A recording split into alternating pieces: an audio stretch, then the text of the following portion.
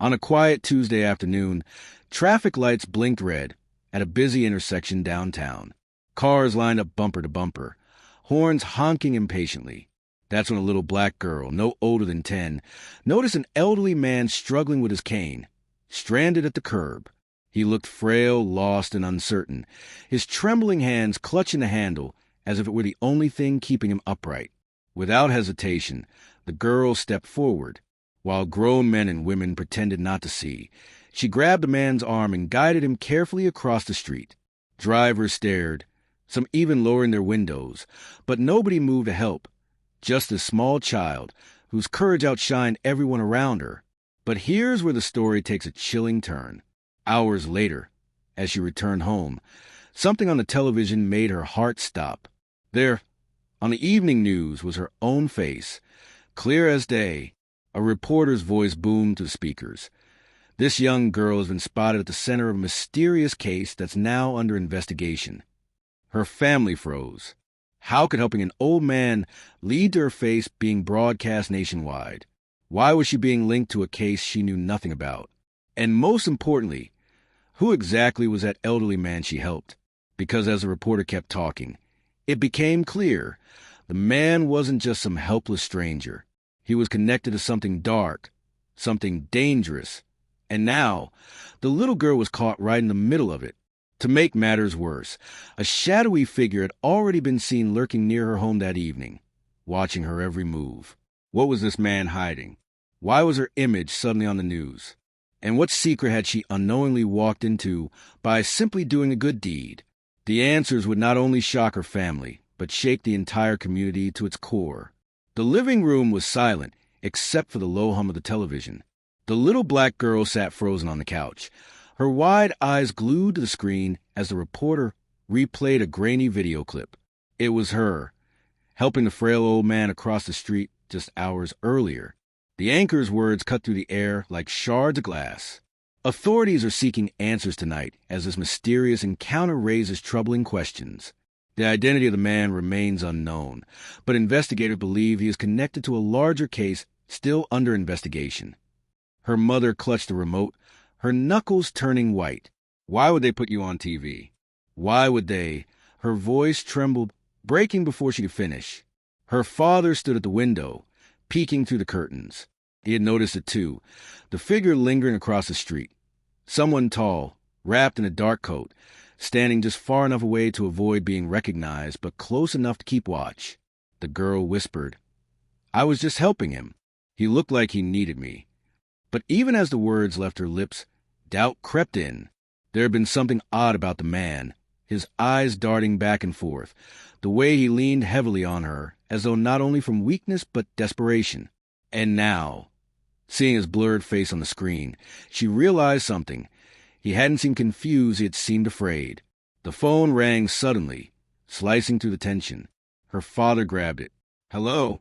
Static crackle on the other end before a low, hushed voice spoke. "Keep your daughter inside. Don't open the door for anyone. They're looking for her." Click. The line went dead. Her father's face was drained of color. He turned to the family, his voice barely a whisper. "They know where we live." The girl's heart pounded. Who were they? And why would anyone be looking for her after something so simple? Helping a man cross the street. Her mother locked the doors while her father double-checked every window. But deep inside, they all knew locks wouldn't keep danger away. That night, as the city quieted down, the figure outside the house moved closer. The girl peeked from her bedroom curtain and saw him standing under the streetlight, his face shadowed by a hat. He wasn't moving, not even swaying, just staring.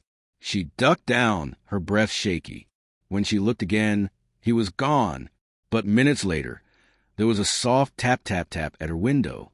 Her scream brought her parents rushing in. Her father yanked the curtains wide open. Nothing, just the night, still and silent. But on the glass was a smudge, as though someone's hand had pressed against it moments before. And on the sill lay a folded note. Her father unfolded it slowly, reading aloud, "She has what we need. Protect her if you can." Her mother clutched at her chest, tears welling up. "What do they mean? What do they want with my baby?" The girl felt dizzy, her mind replaying the man's trembling hands, his whispered words as they crossed the street. At the time, she hadn't thought much of it, just an old man talking to himself. But now she remembered clearly. He had muttered, almost in plea, "They mustn't find it, keep it safe." What was? She had no idea. The next morning, the news grew darker. The elderly man had disappeared.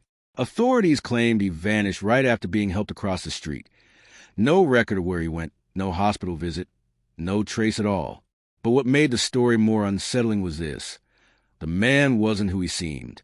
A retired professor, yes, but also a whistleblower. He had been set to testify in a case involving corruption at the highest levels of the city. Millions of dollars, stolen contracts, powerful names whispered in backrooms. And just like that, he was gone. And the last person seen with him? The little girl. Her photo now flashed across every channel. Some call her a hero. Others called her suspicious. But the truth was, she herself didn't know what she was anymore. By afternoon, there was a knock at the door. Loud, firm, official. Her father looked through the peephole. Men in suits stood outside, their black car idling at the curb. Badges were flashed, though only for a second. Too quick to confirm. "Open up," one of them ordered. Her mother pulled her close, shaking her head. "Something isn't right. Don't open it." But the knocking grew harder, louder, until it became pounding. "We know she's in there. This is for her protection."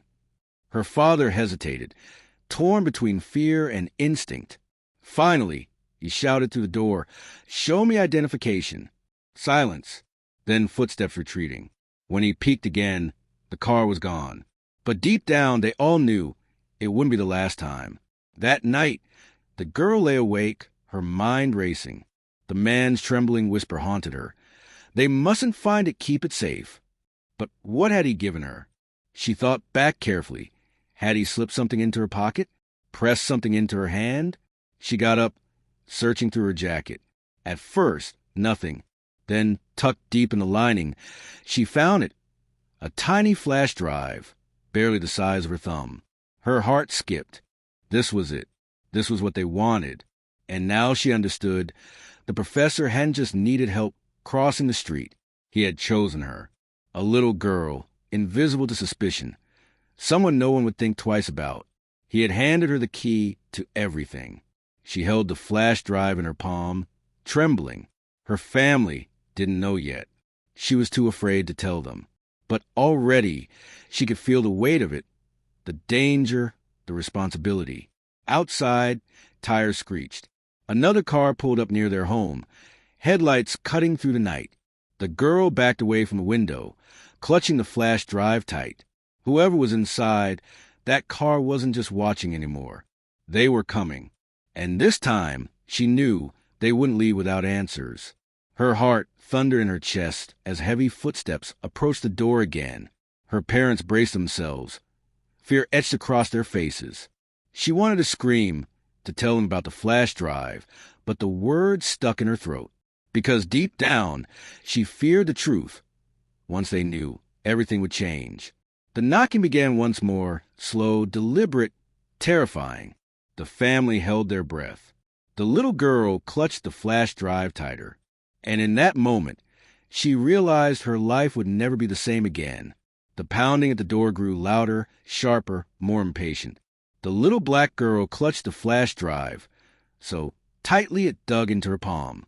Her parents stood frozen in the living room, whispering frantic prayers under their breath. "Stay away from the windows," her father hissed. But then silence. The knocking stopped.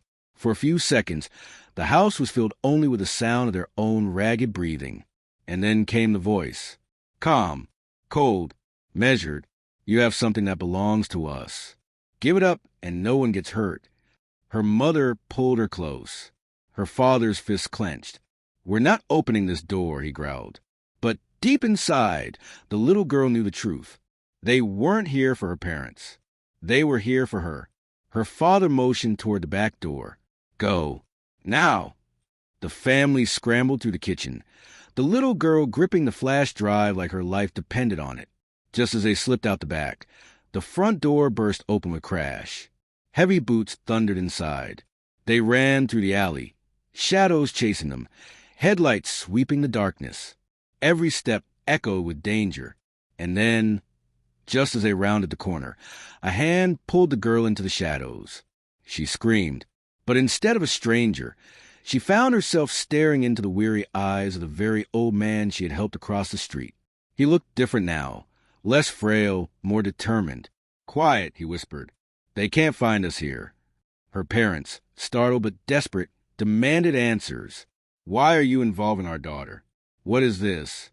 The professor's voice was urgent, trembling not with weakness but with fear. "That flash drive, it holds proof. Documents, recordings, files. Everything that exposes them. The officials, the companies, the very people running the city. Corruption, theft, even lives lost because of their greed. I couldn't carry it anymore. They were watching me. So I gave it to the only person no one would suspect, a child with pure intentions." The girl looked down at the flash drive, her heart pounding. "But what do I do with it?" His eyes met hers. "You protect it, and you make sure the truth comes out. They won't stop until it's destroyed. But in your hands, it can't disappear." Suddenly, footsteps echoed in the alley. Flashlights swept across the walls. The pursuers were closing in. The professor urged, "Run, don't let them take it." But before they could move, a chilling sound stopped them all. Click! Her father froze, his hand raised in surrender. A gun was pressed to his back. The figure, holding it, stepped into the dim light. Her mother gasped. It was the same official who had knocked on their door earlier, the one who claimed to protect them. But now, there was no pretense, no badge, only cold menace in his eyes. "Hand it over," he ordered. The girl's hands shook, but she didn't move. He stepped closer, sneering. "Do you even know what you're holding, child? That drive could topple governments, ruin fortunes. People would kill for less." And then he leaned in, whispering so only she could hear. "If you give it to me, I'll make sure your family walks away alive." Her breath caught in her throat. The choice crushed her. Protect the truth or protect her family. Tears welled in her eyes. Slowly, she extended her hand, the flash drive trembling between her fingers. The man snatched it, a victorious smirk curling on his lips. But then the professor spoke, his voice calm, almost triumphant. "You really should have checked twice." The man frowned, glancing down at the flash drive. His eyes widened, because it wasn't real. The girl held up her other hand, revealing a second flash drive, identical in shape, but marked with a faint scratch she had noticed earlier. She had swapped them at the last second, hiding the real one in her sleeve. "You taught me to protect it," she whispered to the professor. For the first time, a smile flickered across his weary face. The man's rage erupted. He lunged forward, but before he could act, sirens wailed in the distance. Red and blue lights flooded the alley. Real law enforcement swarmed in, surrounding the scene. The man's face twisted with fury as he was forced to the ground. "You don't know what you've started," he spat. The professor placed a hand on the girl's shoulder. "No, child, you don't know what you finished." Because in that moment, she understood. Helping him across the street hadn't been a coincidence. It had been destiny. Days later, the story spread across the nation.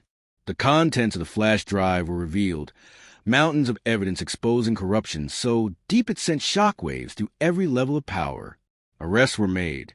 Leaders toppled. Justice, at long last, began to take shape. But the little black girl? She returned to her quiet life, still only 10 years old, yet carrying the weight of what she had done. She hadn't just helped an old man cross the street. She had helped an entire city cross from lies into truth. One evening, weeks later, she sat by the window, gazing out at the quiet street. Her parents thought life was normal again. The danger was over. But then, an envelope slid beneath the front door. She picked it up, hands trembling, and opened it. Inside was a single note. "The drive you gave them wasn't the only one.